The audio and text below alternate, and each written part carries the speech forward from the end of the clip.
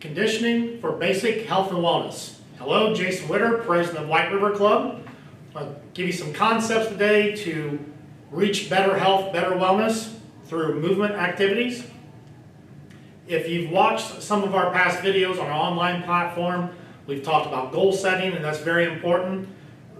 But before you start a program, of course, always check with your physician first. Make sure you got a good clearance to start working out. But you want to know what your desired outcome is. What is your goal, your wish, your desire? One of my favorite quotes from Paul Chek is, if you're not assessing, you're guessing. So again, the theme will be make sure you have a good assessment to determine where you want to go, where you're at currently. So we're going to be looking at mostly movement. We're going to be looking at muscular strength, muscular endurance, cardiovascular conditioning, and flexibility. Then we're going to sprinkle in some other considerations at the very end as well.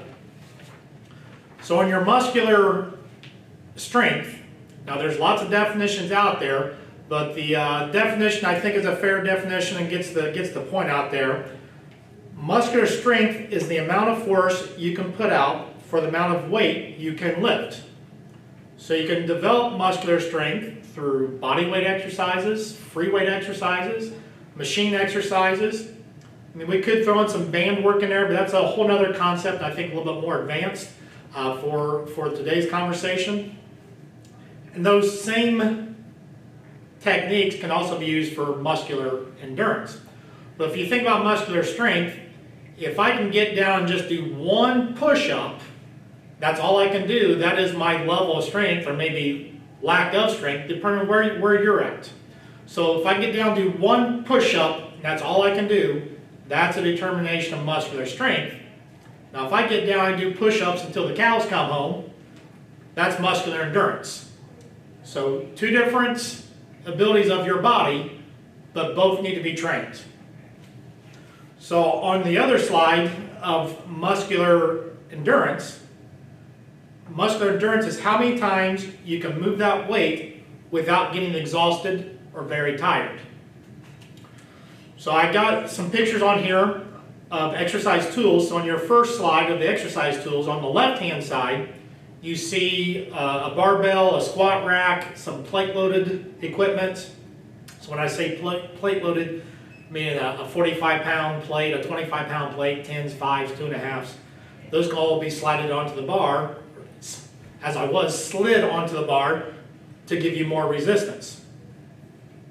Now on the right-hand side of that picture are some more tools. You'll see medicine balls, Bosu balls, kettlebells. Those are all tools to add into your muscular strength or your muscular endurance, depending on how you're training. And most gyms will have this type of equipment for your use. And you can also invest and put equipment in your own home as well. Now on the next screen, we got more pictures of exercise tools. So on the left-hand side would be here at White River Club, our Cybex selectorized line. And there's also some plate-loaded machines back there. So one of the big debates in the industry or fitness enthusiasts, which is better, machine weights or free weights? Well, my personal professional opinion, you're going to get more out of free weights training or body weight training than machines, but machines are typically pretty safe and pretty easy to use. So what some of the people in the industry tried doing was making plate-loaded machines where you had the feel of free weights, but you still had the safety of the machine. So it really comes down to where you're at, what your medical history is, what your exercise history is, before you decide which is the best type of movement for you. And then on the right-hand side of that picture, you see the treadmills, the climbers, the ellipticals. So those are all cardiovascular machines, which we'll get into and talk about your cardiovascular conditioning. But again, there's the same debate. Do I run on a treadmill? Do I run outdoors? Again, there's a lot of factors that go into that to determine what is best for you. Now, when you look at your continuum, strength, hypertrophy, endurance, now if you are involved with a NASM trainer, National Academy of Sports Medicine, there's much more in-depth ways to look at how to develop this.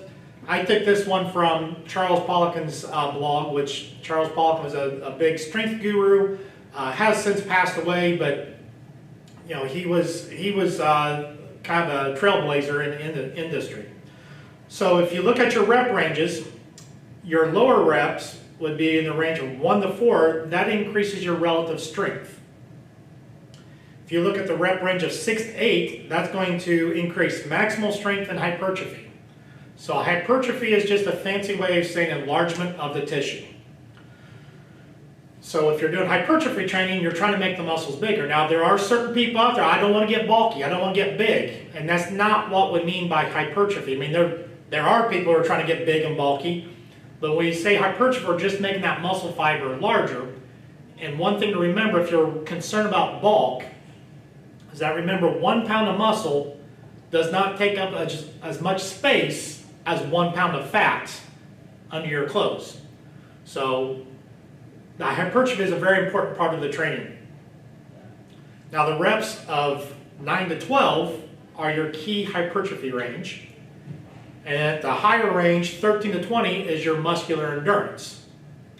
So that's where you get with a qualified professional, certified personal trainer, physical therapist. You might talk about your training plan, because you shouldn't just be in one phase all the time. But it's probably a good idea, depending on what you're training for. Again, we're talking about basic health and wellness. You want to spend some time in all these phases. We'll always think about that continuum to get the most bang for your buck. Now, on cardiovascular conditioning, we're going to break that into aerobic and anaerobic. So aerobic means with oxygen, anaerobic without oxygen. Doesn't mean you're holding your breath. It just means you can't bring enough oxygen to keep up with the demands on the anaerobic exercise. So the definition of aerobic are endurance type exercise in which a person's muscles move in a rhythmic and coordinated manner for a sustained period. Anaerobic exercises are those that involve short, intense bursts of physical activity. Now, strength training could be anaerobic activity. A lot of different sports could be anaerobic in nature. But to give you a prime example, if I go out and I jog for 30 minutes, that's an aerobic exercise. If I decide to go out and sprint 100 meters, that's an anaerobic exercise. Both forms are important for your overall health and wellness. Again, go back to your assessment, see what you are actually ready for. And what's aerobic to one person may be anaerobic to somebody else. So it has to be applied to you. So according to the Centers for Disease Control and Prevention, there's lots of benefits to both types of exercises. One, the prevention of heart disease, type 2 diabetes, some cancers, dementia, anxiety, and depression. So even when you see these pharmaceutical commercials who are trying to sell you drugs, they even say when diet and exercise isn't enough. Well, we know that diet and exercise has a great effect on your overall health, but by becoming more intentional about your nutrition plan and your exercise, you're going to see far greater benefits, and hopefully you don't have to get on those pharmaceuticals. Again, always listen to what your doctor's going to tell you and have those discussions of your personal health and wellness. Now, flexibility is important. Remember, a flexible muscle is a strong muscle. So the definition of flexibility is the ability of a joint or series of joints to move through an unrestricted, pain-free range of motion. The range of motion will be influenced by the mobility of the soft tissues that surround the joint. Those soft tissues include muscles, ligaments, tendons, joint capsules, and skin. So there's a lot of ways of working flexibility. In the health industry, it's probably one of those most neglected areas is flexibility. It's getting more popular now. There's other businesses open up that specialize in flexibility, which is good. But on the next slide, there's a list of training techniques to work flexibility. Top of the list I got is yoga. In my personal and professional opinion, yoga is the most entertaining way of working on your flexibility. Now, there's lots of disciplines, there's lots of philosophies out there in yoga, but basic ones you find in a health club setting are going to really help with flexibility. And there's yoga you can do at home. There's even yoga techniques you can do in the office if you got a break. But yoga is a great way to work flexibility. Static stretching is probably what a lot of us are most familiar with when it comes to stretching. So if I take my arm up and hold this for 20 to 60 seconds, that's a static stretch. Again, listen to your qualified professional on the best techniques for you. Dynamic stretching, so a dynamic stretch would be that same movement. If I'm holding static, that's a static stretch, but if I decide to do an active movement, that's a more of a dynamic stretch. Now, if I just came off rehab or came off a surgery, that may be more of a strengthening exercise at that point. So again, depends on where you are starting out at. Foam rolling or self-myofascial release, that's a nice technique as well. It's not for everybody. There are some contraindications for certain medical conditions in certain populations. Again, check with your qualified professional. But that self-myofascial release is going to break up adhesions in your connective tissue to allow your muscles and your skin to stretch further. In assisted stretching, again, there's a lot of trainers who are studying the concepts of the assisted stretching. Massage therapists get it in their training. So that's where you have somebody helping you push your joints through a range of motion. Again, know your body, know what you're capable of. And then finally, massage. There's lots of different massage techniques out there. Massage will help with your recovery and your flexibility as well. Going into other considerations, first one being sleep. Often I get asked the question, hey, what's the best pre-workout supplement I can take? My standard reply is sleep and water. You don't necessarily need those stimulants to have a good workout. Sleep is when your body recovers. The general rule of thumb for most people is 8 hours of sleep a night. Some people need more, some people need less. So it's not just quantity, it's also quality of sleep. Now, most of us will face a point in our lives where we have to go through some sleep deprivation. New parents have to get up with the little one, change diapers, provide feedings.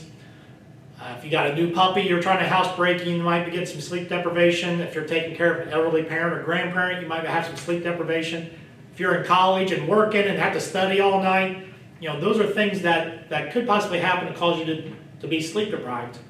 You just don't want to do that all the time.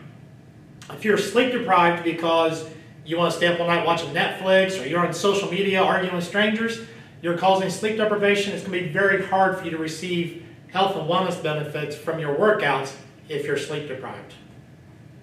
Hydration should be shooting for half your body weight in ounces of pure water per day. So if you weigh 200 pounds, you should be getting at least 100 ounces of water in per day. Nutrition, garbage in is garbage out. If you want to be healthy and well and strong and mobile, you got to put good nutrients into your body. And all these things we have additional videos on our online platform. And then breathing. Remember, for every liter of oxygen you consume, you burn 5 calories. So we can go days without sleep. We can go 3 or 4 days without water. We can go a month or more without food. But you can only go minutes without oxygen.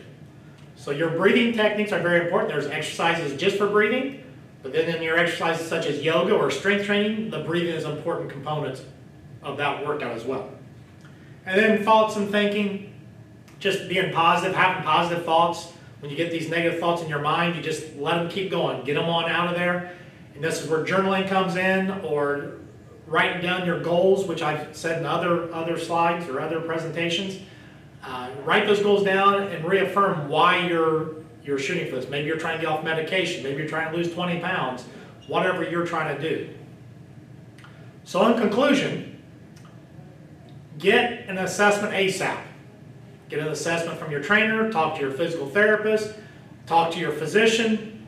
If you got access to your blood panels, all the invasive procedures that the medical community does, take all that information to know what's going to be best for you and where you want to go. And then you're going to develop a plan. You need to put that plan into action. So plan your work, work your plan. And finally, you got to commit. I know there's some fancy marketing out there that talks about no commitment required. Anything worth having in life requires a commitment. Commit to yourself so you can get the health and wellness that you desire. So we hope to see you here at White River Club, or we hope to see you on the online platform. Thank you very much.